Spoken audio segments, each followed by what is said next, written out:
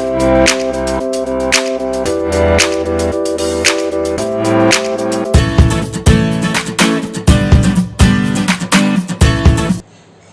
friends, welcome back to my YouTube channel. Its name is Pars Coaching Channel. Today we are going to discuss the new chapter 16th probability. In the previous video we were discussed or completed the chapter 15 statistics. If you still did not watch the all videos of statistics, then go to my channel and check the videos of statistics in the playlist class 11th mathematics. Now to know more about the probability, you have to understand the basic definition or concept which we will use in the probability chapter. मतलब जब भी आपने probability chapter करना है उसमें जो जो हमने कंसेप्ट यूज करने हैं उसके बारे में आपको बेसिक कंसेप्ट जो डेफिनेशन है उनका मीनिंग पता होना चाहिए। जिसमें से फर्स्ट क्या है, रैंडम एक्सपेरिमेंट। रैंडम का मतलब क्या होता है? रैंडम मतलब कोई भी, जैसे कोई फिक्स ना हो, ठीक है ना। जैसे आप कहते हैं ना रैंडमली काम कर रहे हैं हम, मतलब ऐसे ही मन किया जो भी करने लग गए, वही बात है। If an experiment when repeated under identical conditions, मतलब जो एक्सपेरिमेंट किसी आइडेंटिकल कंडीशन मतलब सेम कंडीशन के अंदर रिपीट की जाए, do not produce the same outcome every time, और हर टाइम उसका क्या है, सेम आउटकम ना आए, मतलब कभी सेम आ जाए कभी डिफरेंट आ जाए, कुछ नहीं कह सकते हम। But outcome in A trial is one of the several possible outcome, मतलब जो भी आउटकम क्या होता है, मतलब जब आप एक्सपेरिमेंट कर रहे हो जो आपके रिजल्ट आ रहे हैं, ठीक है ना, उन सभी रिजल्ट्स को हम आउटकम बोलते हैं। जो आप ट्रायल मतलब एक्सपेरिमेंट कर रहे हो तो जो भी आपका आउटकम आएगा, जितने भी पॉसिबल आउटकम्स होंगे उसमें से एक होगा। उस एक्सपेरिमेंट को आप रैंडम और प्रोबेबिलिस्टिक एक्सपेरिमेंट बोलते हो। In other words, an experiment whose outcomes can't be predicted or determined in advance, मतलब जिसके आउटकम्स आप प्रेडिक्ट नहीं कर सको और ना ही आपको पता हो।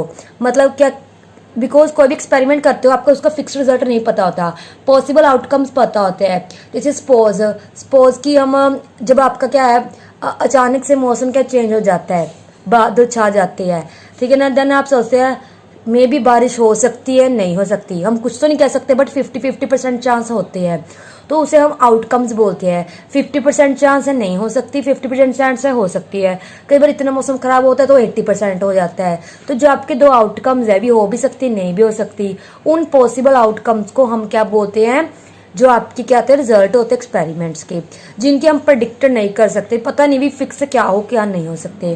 तो इसको मैं आपको एग्जाम्पल्स के थ्रू समझा रही हूँ। जैसे मेरे पास ये देखिए, मेरे पास क्या है, ये एक कॉइन है 1 रुपीज का, ठीक है, आप कोई भी कॉइन ले सकते हो। आपको पता है अगर कोई भी आप कॉइन टॉस करते हो, मैंने क्या किया, कोई भी सिंगल कॉइन को क्या किया, टॉस किया, ठीक है ना। अब देखिए अगर मैं इसको टॉस करती हूँ, या तो क्या है ये वाला पार्ट आ सकता है, ठीक है ना, ये वाला कौन सा है हमारा, ये है टेल का, या फिर कौन सा पार्ट आ सकता है, ये हेड का। तो मतलब सिर्फ दो ही आउटकम्स है ना। अगर मैं एक कॉइन को टॉस करती हूँ तो आउटकम्स कौन कौन से हैं, या तो हेड जिसको एच लिख सकते हो, या तो टेल जिसे टेल लिख सकते हो। तो एक सिंगल कॉइन को टॉस करने के हमारे पास दो आउटकम्स आएंगे, हेड एंड टेल। सिमिलरली अगर मैं डबल कॉइन टॉस करूं, मतलब मैं 2 कॉइन टॉस कर रही हूँ, चलो अब मेरे पास 2 कॉइन है, ठीक है ना। तो अब हमारे पास 2 कॉइन है। अब इन 2 कॉइन को जब हम टॉस करेंगे, सपोज मैंने टॉस किया, जा तो दोनों सेम आ सकते हैं, जा क्या एक डिफरेंट आ सकता है। सपोज इस पे टेल आ गया, इस पे हेड आ गया, फिर इस दोनों पे टेल आ गया, फिर इस पे क्या आ गया, टेल हेड आ गया, फिर इस पे भी क्या आ गया, हेड हेड आ गया। तो मतलब जब भी हम डबल कॉइन टॉस करते हैं तो हमारे पास 4 चांसेस होते हैं। कैसे, मैं आपको बताती हूँ। जैसे ये मेरा फर्स्ट कॉइन है, ये सेकंड कॉइन है। सपोज मैंने फर्स्ट पे फिक्स कर लिया हेड है, ये रहा मेरा हेड। अब इसके पास क्या है, सिर्फ 2 केस है, या तो हेड आ सकता है या टेल आ सकता है। तो पीछे हेड है, टेल। देखो पहले कॉइन पे मैंने हेड फिक्स कर लिया, अब इसके पास क्या 2 चांस है, या तो टेल आ सकता है या हेड आ सकता है। अब नेक्स्ट मैंने इस पे टेल फिक्स कर दिया। सिमिलरली सेकंड कॉइन के पास 2 चांस है, या तो हेड आ सकता है या टेल आ सकता है। तो टोटल आउटकम्स हमारे डबल कॉइन के कितने हो गए, ये हो गए। अब मैं इसको आपको फॉर्मूला बताती हूँ। Total number of outcomes of coin क्या होता है, 2 रेज टू पावर n। देखिए यहाँ पे मैंने सिंगल कॉइन टॉस किया था, मतलब 1, तो 2 रेज टू पावर 1 2। देखो 2 आउटकम आए थे। अगर मैं 2 कॉइन टॉस कर रही हूँ, डबल कॉइन है, बस जितने कॉइन हो गए ना वो उतनी पावर में रख दो, तो मैंने 2 रख दिए, तो टोटल आउटकम्स देखो कितने आ गए, 4। सिमिलरली अगर मैं 3 कॉइन टॉस करती हूँ तो मतलब उसके टोटल आउटकम्स कितने आएंगे, 2 रेज टू पावर 3। जितनी आपके कॉइन हो गए, जितनी कॉइन है वो पावर में रख देनी है, तो मतलब इसके आउटकम्स 8 आएंगे। वो मैं बता देती हूँ कैसे। जैसे सपोज करो मैंने तीनों कॉइन पे हेड फिक्स कर दिया, भी तीनों कॉइन पे मेरे हेड आ रहे हैं, ठीक है ना। अब इसके बाद मैंने क्या किया, पहले 2 कॉइन पे हेड फिक्स करो, यहाँ पे टेल रख दो, क्योंकि अब देखो पहले 2 कॉइन पे मैंने हेड फिक्स कर दिया, पीछे क्या चांस है, या तो हेड आ सकते या टेल। सिमिलरली अब आप क्या करोगे, फर्स्ट और थर्ड पे हेड फिक्स कर दो। मैंने फर्स्ट और थर्ड पे हेड फिक्स कर दिए। अब जा तो क्या यहाँ पे क्या आ सकता है, हमारा टेल आ सकता है, ठीक है ना। और उसके बाद क्या आ सकता है, इसके बीच में सॉरी इधर भी टेल आ सकता है। देखिए पहले मैंने क्या किया, तीनों हेड फिक्स कर दिए। अब क्या करो, पीछे ना टेल वेरी कराओ, एक बार यहाँ फिक्स कर दो, एक बार यहाँ फिक्स कर दो, एक बार यहाँ फिक्स कर दो, बन गए ना 4। अब सिमिलरली 3 टेल वाला ले लो, फिर क्या करो, यहाँ पे हेड फिक्स कर दो, एक बार यहाँ रख दो, एक बार यहाँ, एक बार यहाँ, पीछे दोनों क्या कर दोगे आप, टेल। देखो ये कितने हैं, 4, ये भी कितने हैं, 4, 4 + 4 टोटल 8। तो 3 कॉइन को टॉस करने पर आपके 8 आउटकम्स ये वाले बनेंगे। तो इनको जो बोलते हैं ये टोटल आउटकम्स होते हैं। तो आप कुछ भी, अगर आप 2 कॉइन टॉस कर रहे हो तो आपको, ये मैंने लिखा था ना कि जो भी आउटकम आएगा वो 1 of the several possible outcome में से एक होगा। मतलब अगर आप 2 कॉइन टॉस कर रहे हो तो मेरे ये सारे पॉसिबल आउटकम्स है, तो जब आप 2 कॉइन टॉस करोगे तो जो आपका आंसर आएगा इन चारों में से एक ही आएगा, इससे बाहर नहीं आएगा आपका।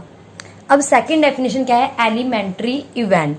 एलिमेंट्री इवेंट क्या होता है, if a random experiment is performed. आपने कोई भी एक्सपेरिमेंट किया, चाहे आप single coin, double coin, triple coin toss करो, चाहे आप क्या कर सकते हो, कोई डाइस भी थ्रो कर सकते हो, डाई जो हम लूडो में नहीं खेलते वो वाला, चाहे आप क्या कार्ड्स, जो प्लेइंग कार्ड्स होते हैं ताश के पत्ते, वो वाला आप कोई एक्सपेरिमेंट कर सकते हो। The each of outcome is known as elementary event. जैसे कि मैंने एक सिंगल कॉइन को टॉस किया तो 2 चांस है, या तो एच हेड है या टेल।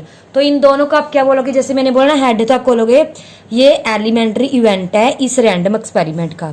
ये भी, इन दोनों को हम एलिमेंट्री इवेंट बोलेंगे। सिमिलरली अगर मैं डाई, जो जिसे डाइस भी बोल देते हैं, ठीक है ना, इसे हम टॉस कर रहे हैं, या तो इस पे क्या चांस है, या 1 आ सकता है, 2 आ सकता है, 3 आ सकता है, 4 आ सकता है, 5 आ सकता है, 6। तो टोटल इसके आउटकम 6 है। एक डाई को थ्रो करने पे चाहे 1 2 3 4 5 6, ये तो सभी पॉसिबल आउटकम्स है, तो इन सब में से एक कोई आ सकता है। तो ये सब हो गए एलिमेंट्री इवेंट। 1 भी एलिमेंट्री इवेंट है, 2 भी एलिमेंट्री इवेंट है, 3 भी, सो ऑन 6 तक। ठीक है फ्रेंड्स। नेक्स्ट है सैंपल स्पेस। सैंपल स्पेस क्या है, the set of all possible outcome. मतलब जितने भी जो आपके आउटकम्स आ जाते हैं तो इसको आप एक सेट में लिख दो, इसको सैंपल स्पेस बोलते हैं। It is denoted by S. जैसे मैंने क्या किया, मैंने लिखा 1 डाई थ्रोज, मैंने एक डाई को थ्रो किया, फेंका, तो उसके क्या पॉसिबल इवेंट्स है उसे मैं सैंपल स्पेस में लिख दूंगी। या तो 1 आ सकता है, 2 आ सकता है, 3 आ सकता है, 4 आ सकता है, 5 आ सकता है, 6। सिमिलरली अगर मैं डबल कॉइन्स टॉस करूंगी तो इसका सैंपल स्पेस क्या आएगा, या तो दोनों हेड, पीछे टेल फिक्स कर दो, फिर आगे टेल फिक्स कर दो, फिर दोनों टेल। तो ये मेरा सैंपल स्पेस। सैंपल स्पेस कुछ नहीं करना, जितने भी आउटकम्स होते हैं, जो भी आप एक्सपेरिमेंट कर रहे हो उसको ऐसे लिख के कर्ल ब्रैकेट, मतलब सेट में क्या है आप लिख सकते हो। आपको पता है ये सेट होता है कर्ल ब्रेसेस वाला, इसमें हम कोई भी एलिमेंट रिपीट नहीं कर दे। अगर आपने सेट चैप्टर नहीं किया हुआ उसका लिंक मैं डिस्क्रिप्शन बॉक्स में दे दूंगी, तो वो आपका जो फर्स्ट चैप्टर है मैंने कंप्लीट क्या करवाया हुआ है उसे वहां पे जाके आप देख सकते हो। अब देखिए हमारा इस टॉपिक का फर्स्ट क्वेश्चन क्या है। From a boy group of 2 boys and 3 girls. हमारे पास क्या है, एक तो 2 बॉयज है, सपोज उसको मैंने लेट कर लिया B1 B2, ठीक है ना, एंड 3 हमारे पास क्या है, गर्ल्स हैं, तो गर्ल्स को हम लेट कर लेंगे G1 G2 G2।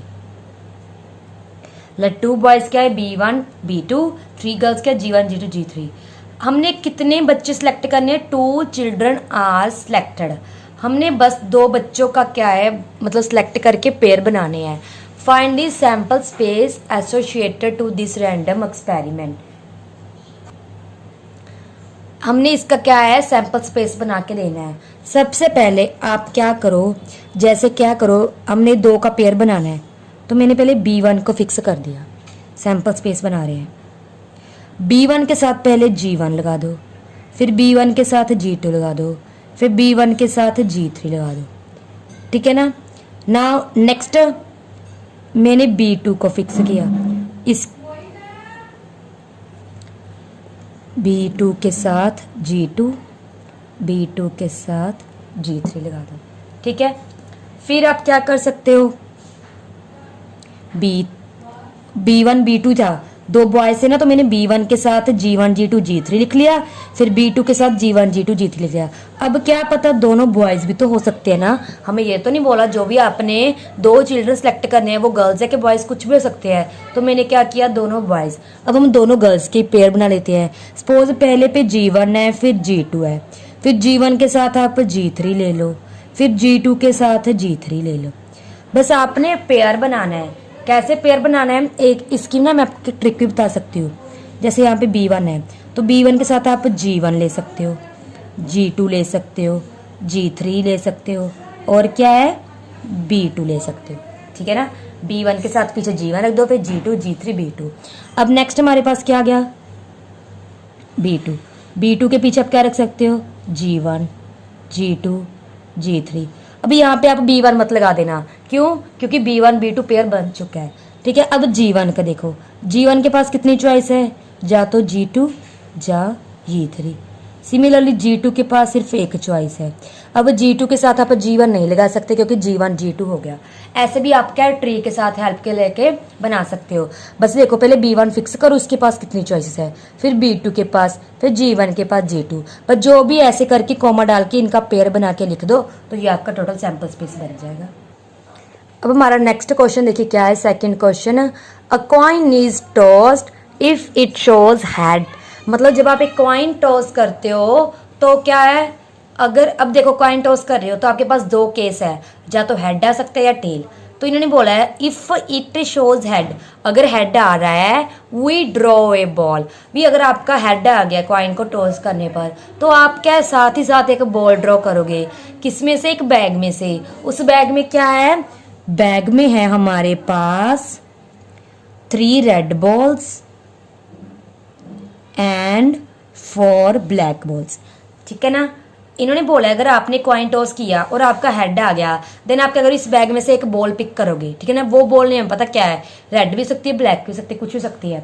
बट कहते हैं if it shows tail, suppose अगर टेल आ गया, तब आप क्या करोगे, we throw a die. Then हम क्या करें, डाई थ्रो करेंगे।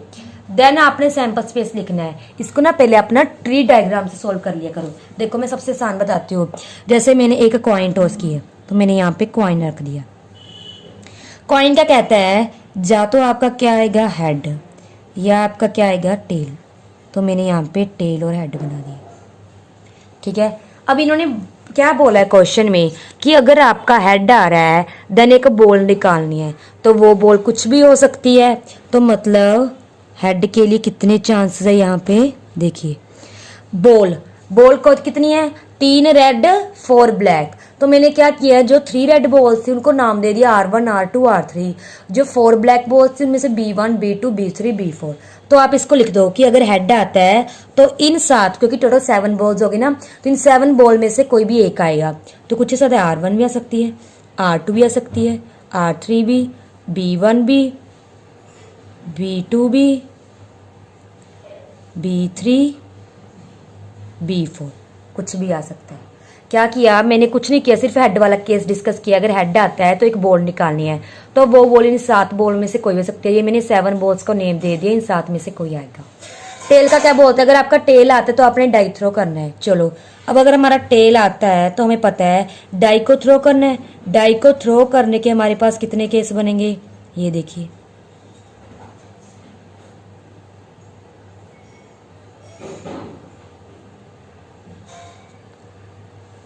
ठीक है ना, मेरी ड्राइंग पे मत आना, थोड़ी सी अजीब सी है, बस आप कंसेप्ट को समझिए।